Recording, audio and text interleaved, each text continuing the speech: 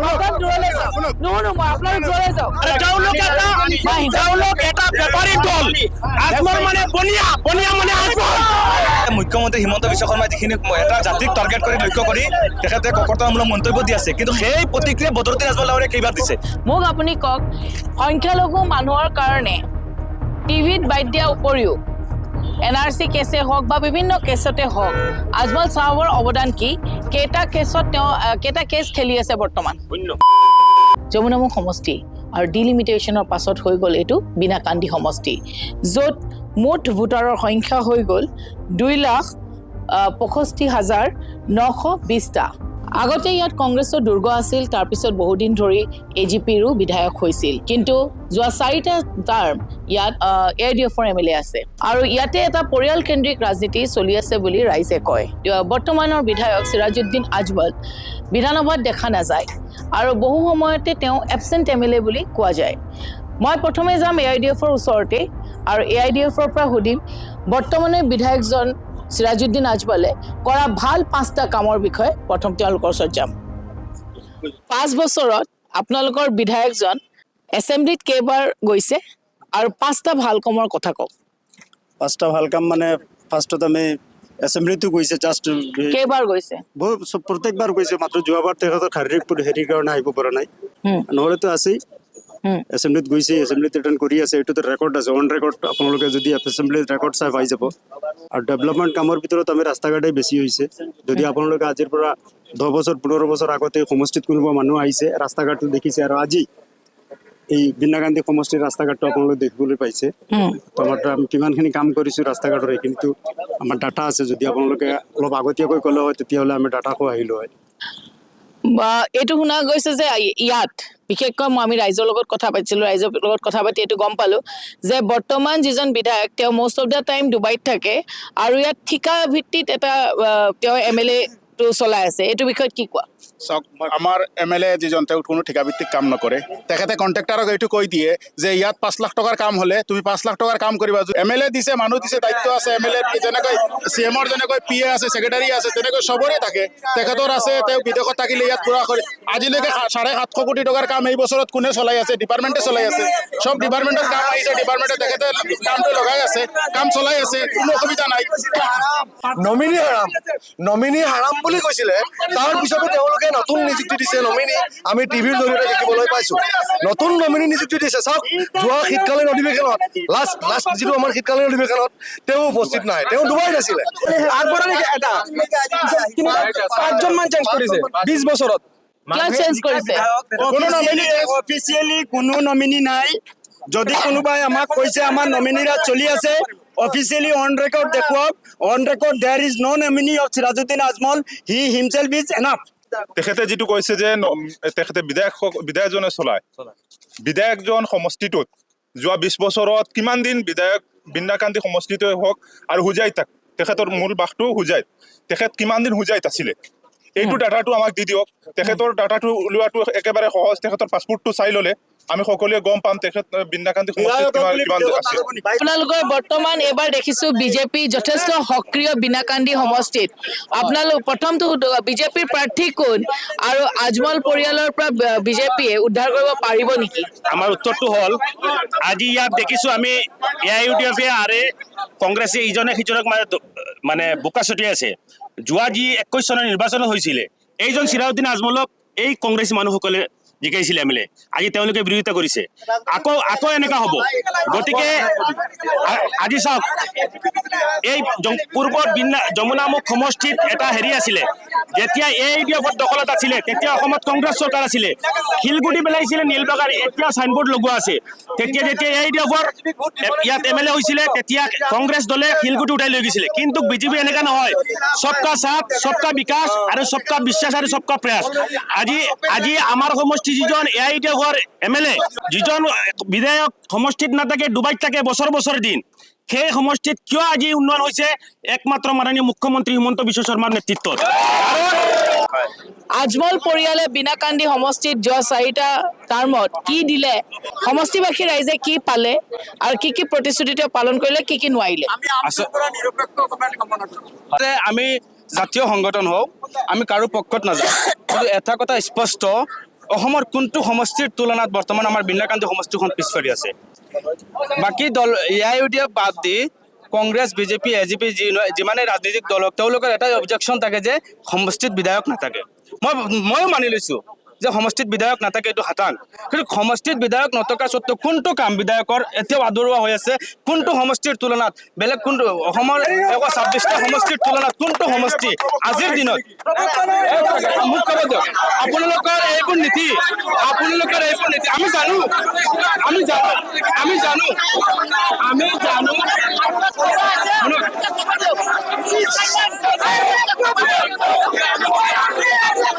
যদি ক'ব নিদিয়ে কম নিৰপেক্ষ হ'ম স্পষ্টকৈ ক'ম মই প্ৰথমে কৈছোঁ আপুনি কৈ আছে আজমল পৰিয়ালে ইয়াতে AIUDF কাম কৰিছে এওঁলোকে যে চিঞৰি আছে মেইন কথাখিনি ৰাইজক মানে কথাখিনি ইয়াত আমাৰ বিজেপিৰ বন্ধু এজনে ইতিমধ্যে কৈছে প্লিজ এক মিনিট আমাৰ বিজেপিৰ এজন বন্ধুৱে ইতিমধ্যে কৈছে যে বৰ্তমানৰ মুখ্যমন্ত্ৰী ডক্টৰ হিমন্ত বিশ্ব শৰ্মা দেৱ সৰ্বকালৰ সৰ্বশ্ৰেষ্ঠ মুখ্যমন্ত্ৰী মই তেখেতৰ লগত তেখেতক খলাগ লৈছোঁ আৰু এইটো মই সমৰ্থন কৰিছোঁ কিন্তু এটা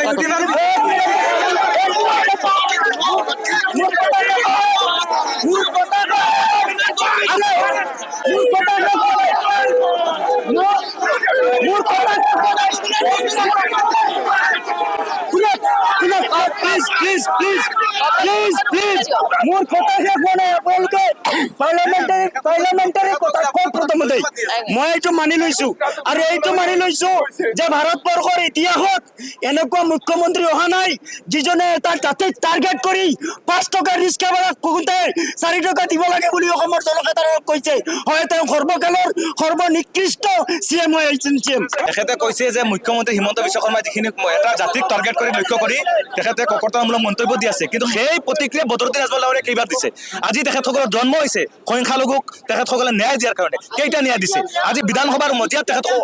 অনুপস্থিত বিধানসভাৰ অনুপস্থিতিৰ সুযোগ লৈ আজি আমাৰ সমষ্টিত উচ্ছেদ চলি আছে অন্তিমখন শীতকালীন অধিৱেশনত আমাৰ বিধায়ক অনুপস্থিত গতিকে ইয়াৰ দ্বাৰা এটা কথা অতি স্পষ্ট UDF আৰু বিজেপি একত্ৰিত হৈ অসমত চৰকাৰ চলাই আছে আৰু যাৰ উদাহৰণ সিৰাজুদ্দিন আজমল ডাঙৰীয়াই ইতিমধ্যে কৈছে যে অসমৰ সৰ্বশ্ৰেষ্ঠ মুখ্যমন্ত্ৰী হিমন্ত বিশ্ব শৰ্মা এই কথা সিৰাজুদ্দিন আজমল ডাঙৰীয়াই পাইছে গতিকে তেখেতসকল দুয়োটা দলে মিলি অসমত চৰকাৰ চলাই আছে অসমত যিখিনি মুছলমানৰ ওপৰত অত্যাচাৰ চলি আছে তাৰ একমাত্ৰ দায়ী কিন্তু UDF আজি অসমৰ মুখ্যমন্ত্ৰী ডাঙৰীয়া ধৰ্মৰ ভিত্তিত ৰাজনীতি কৰিছে ভাগ বাটোৰাৰ নামত ৰাজনীতি কৰিছে জাতিৰ নামত ৰাজনীতি কৰিছে ম্যাৰ নামত ৰাজনীতি কৰিছে আজি যিজন মুখ্যমন্ত্ৰী ডাঙৰীয়াই যিবিলাক কথা কৈ আছে একদম নিকৃষ্ট ৰাজনীতি তেখেতে এটা জাতিৰ টাৰ্গেট কৰি প্লান কৰি কাম কৰি আছে যদি সমষ্টিৰ উন্নত থাকে আমি সমষ্টি উন্নত যিজন মানুহ চাওক সমষ্টি উন্নয়ন আছে গৰু নবা হ'ল টকাতকৈ নটকা ভাল যিজন মুখ্যমন্ত্ৰী MLA আমাৰ সমষ্টিত দেখি উন্নতি কি কৰিব কোনোদিন কি কৰিব ধন্যবাদ বাইদেউ আজি যিটি উন্নয়ন কৰিছে আমাৰ বিজেপি চৰকাৰে কৰিছে আমাৰ ডাবল ইঞ্জিনৰ চৰকাৰে কৰিছে আজি মুছলিম মানুহে যিখিনি হাৰাশাস্তি পাইছে অকল কংগ্ৰেছৰ কাৰণে পাইছে আজি কোনে বনাইছে ডিচিছন মুখ্যমন্ত্ৰীয়ে যিটো কথা কৈছে যে 5 টকা ৰিক্সা ভাড়া হলে 4 টকা দিম এই কথাত আপোনালোকে কি সাপোৰ্ট কৰে নেকি এই কথাটো সাপোৰ্ট কৰে নেকি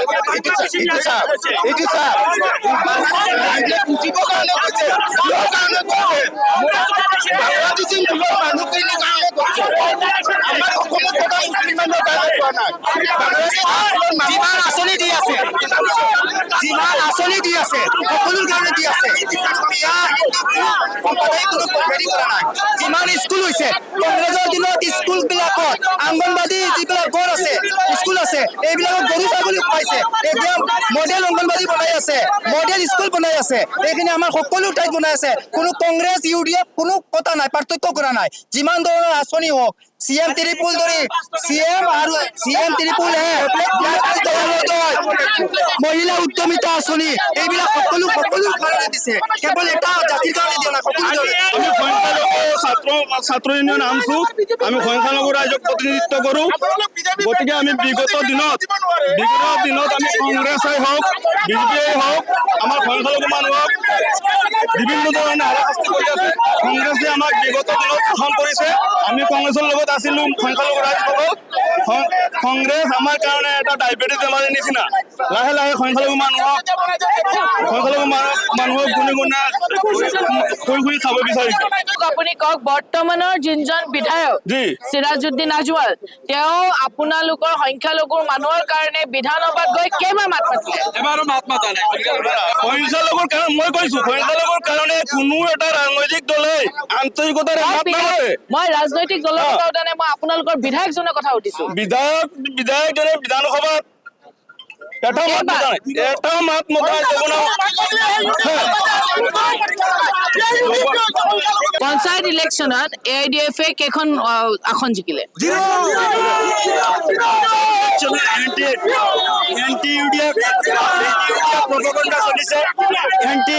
প্ৰপগণ্ডা চলাইছে ইয়াত। কংগ্ৰেছে যে আজিৰ দিনত চিঞৰি আছে এইখন বিন্নাকান্দি সমষ্টি হয়, ইয়াত 96-ৰ পৰা কংগ্ৰেছ নাই, আজিৰ দিনতো নাই, আৰু 70 বছৰ ইয়াত কংগ্ৰেছ আহিব। মই এইটো শুনিছো, মোৰ প্ৰশ্নটো কমপ্লিট হোৱা নাই। এইমাত্ৰ মই ইয়াতে যেতিয়া কথা পাতি আছিলো, কোনোবা কেইজনমানে ইয়াতে কৈছিলে যে টিকেট নাপালে ইয়াত সকলোবোৰ আকৌ দুদিনতে AIDF-ত যাবগৈ। কথাটো সঁচা নেকি?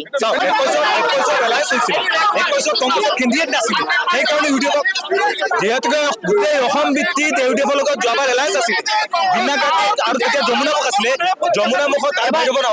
যমুনামুখত তেতিয়া আমাৰ প্ৰাৰ্থী নাছিলে, আৰু প্ৰাৰ্থী নথকাৰ কাৰণে ইউডিএফত এলায়েন্স হোৱাৰ কাৰণে ভোট দিব লগা হৈছে। কিন্তু আহি থকা 26ৰ বিধানসভা নিৰ্বাচনত ইউডিএফৰ লগত কোনো এলায়েন্স নাই, ইয়াত কংগ্ৰেছৰ প্ৰাৰ্থী হ'ব, ফুল ষ্টাৰ্ট হৈ যাব। আপুনি মোক প্ৰশ্ন কৰিছে, প্ৰশ্নটো হ'ল যে ইয়াতে কথা ওলাইছে যে টিকেট নাপালে গোটেইখিনি আকৌ AIDF হৈ যাব ৰাতাৰাতি।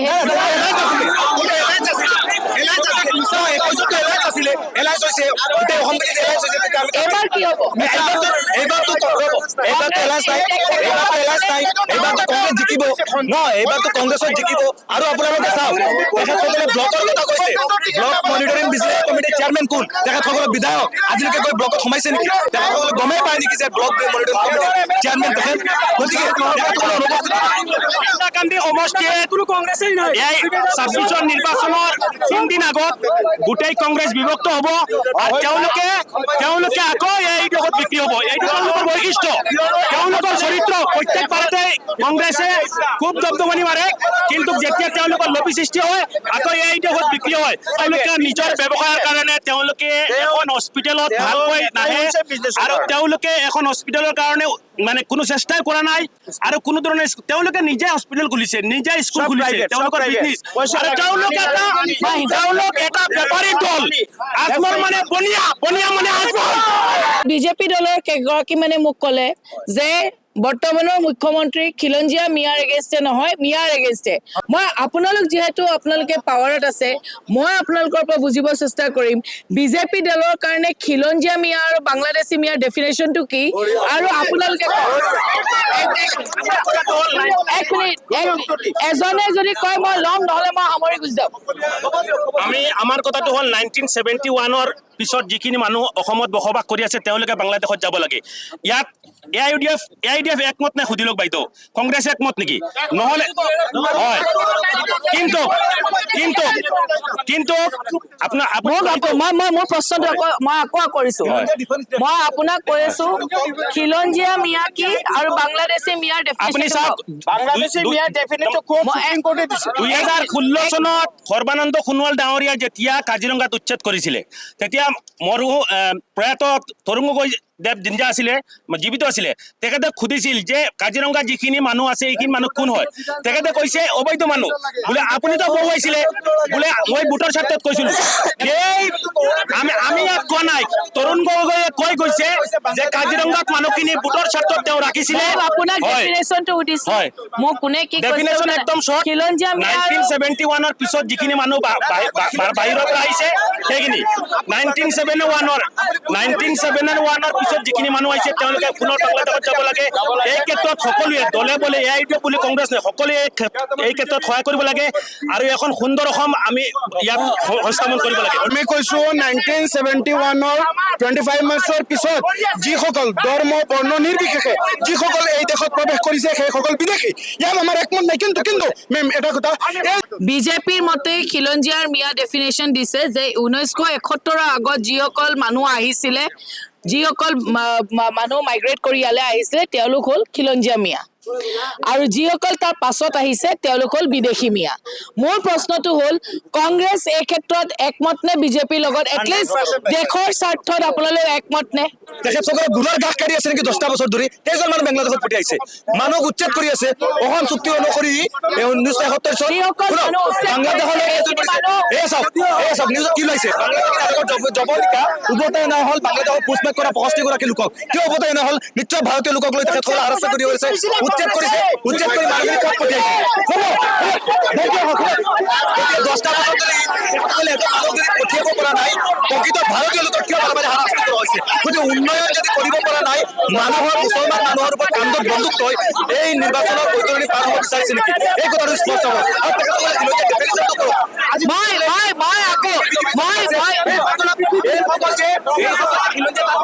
তেখেতসকলে কৈছে যে 50 বছৰ কংগ্ৰেছে কি কৰিছে 50 বছৰে কংগ্ৰেছে যিখিনি কৰিছে সেইখিনি আমাৰ আজিৰ বিজেপি বন্ধুসকলে বিক্ৰী কৰি আছে আৰু আদানী আম্বানীক বিক্ৰী কৰি আছো আৰু দেশখন চলাই আছে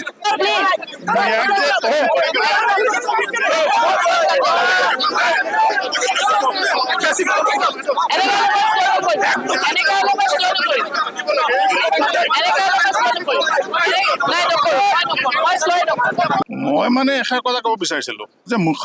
অসমৰ মুখ্যমন্ত্ৰীয়ে বাৰে বাৰে কৈ আছে যে মিয়াক টং কৰি পেলাই অসমৰ পৰা খেদিব লাগে মই আজি তেখেতসকলৰ পৰা জানিব বিচাৰোঁ আমাৰ ইয়াত যিসকলে বিজেপি কৰি আছে এই সম্পৰ্কত তেখেতসকলৰ মতামত কি যে মিয়াক টং কৰক বাৰে বাৰে টং কৰক মিয়াক টং কৰি পেলাই অসমৰ পৰা খেদক এই প্ৰসংগত তেওঁলোকে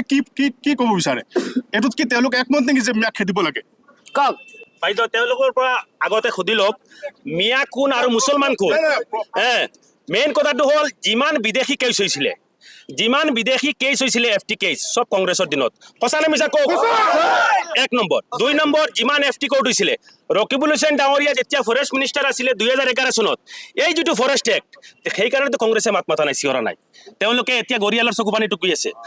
3rd নম্বৰ কথাটো হ'ল যিমান আপোনাৰ FT কোৰ্ট হৈছে চব কংগ্ৰেছৰ দিনত হৈছে তেখেতে যিটো কৈছে কংগ্ৰেছৰ দিনৰ FT কেছ হৈছে আজিৰ মুখ্যমন্ত্ৰীজন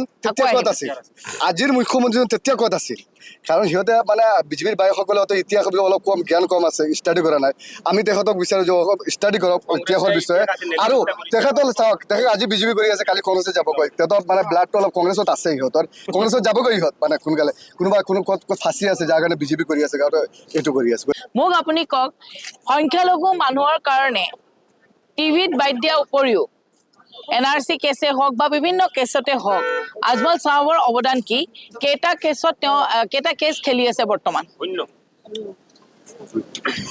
যে বৰ্তমান কেইদিনমানৰ আগত যিটো ৰাজনীতিৰ প্ৰেক্ষাপট আমি যিহেতু বিভিন্ন টিভি সংবাদ মাধ্যমতে হওক কিবা পঢ়িছিলোঁ বদৰুদ্দিন আজমল চাহাবে কংগ্ৰেছৰ লগত এলায়েন্স কৰাৰ অন্তৰৰ পৰা মন দেখাইছিলে গৌৰৱ গগৈয়ে আকৌ বিগ জিৰ' বুলি ক'লে মোৰ প্ৰশ্নটো কমপ্লিট হোৱা নাই কৰবাত নহয় কৰবাত AIDF দুৰ্বল হৈছে যাৰ কাৰণে কংগ্ৰেছৰ লগত যাব আকৌ বিচাৰিছে নেকি এইটো সম্পূৰ্ণ মিছা কথা নাই মই টিভিৰ বাইট আছো মোৰ ওচৰত আছে মই বজাই দিম নেকি টিভি বাইক আছে আপোনালোকৰ ডাইৰেক্ট আমাৰ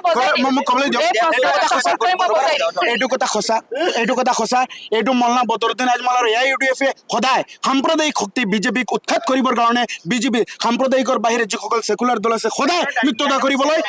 কৰিবলৈ সাজু আছে এতিয়াও যদি সংখ্যালঘুৰ সপক্ষে বা সেকুলাৰ কোনো পাৰ্টি আহে আমাৰ AIUDF সদায় মিত্ৰতা কৰিব বিনাকান্দি সমষ্টিৰ মানুহে এবাৰ কেনেকুৱা বিধায়ক বিচাৰিছে আৰু কোনজন বিধায়ক এবাৰ ইয়াৰ পৰা হ'ব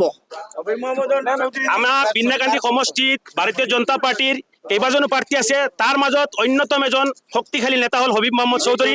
আমি তেখেতক বিচাৰিছো বিধায়ক হিচাপে তেখেত এজন যোগ্য মানুহ প্ৰভাৱশালী মানুহ যিজন মানুহে যোৱা 2 বছৰত প্ৰত্যেকটো মানুহৰ ময়তৰ পৰা আৰম্ভ কৰি বিবাহৰ পৰা আবদ্ধ কৰি প্ৰত্যেকটো ডেভেলপমেণ্টৰ পৰা আৰম্ভ কৰি যোৱা দেখিছে 10 কোটি টকাৰ এটা মৌডঙ্গাত এখন স্কুলৰ উদ্বোধনী হৈছিলে তেখেতে ফিতা কাটিছিলে কিন্তু এই ব্যৰ্থ বিধায়কজন নথকাৰ কাৰণে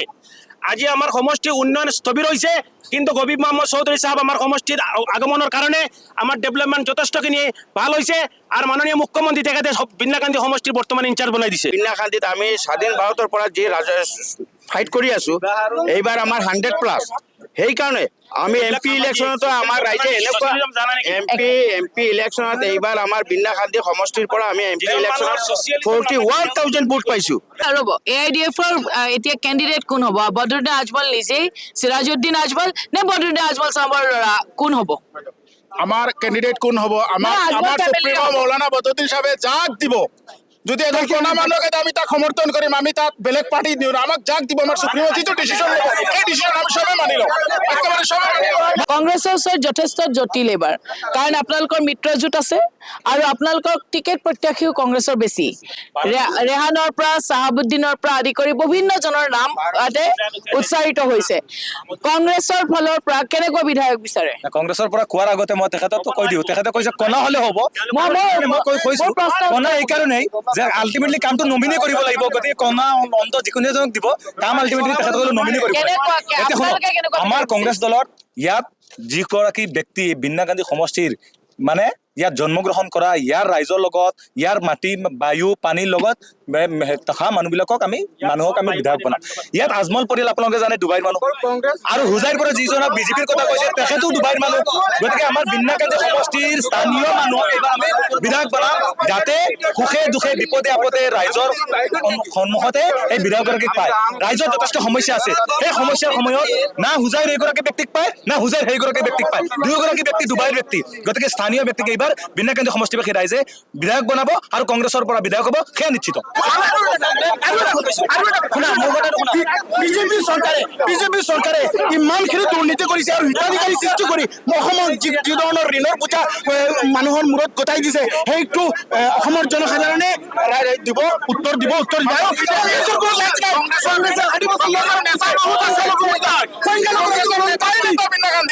খালি নেতা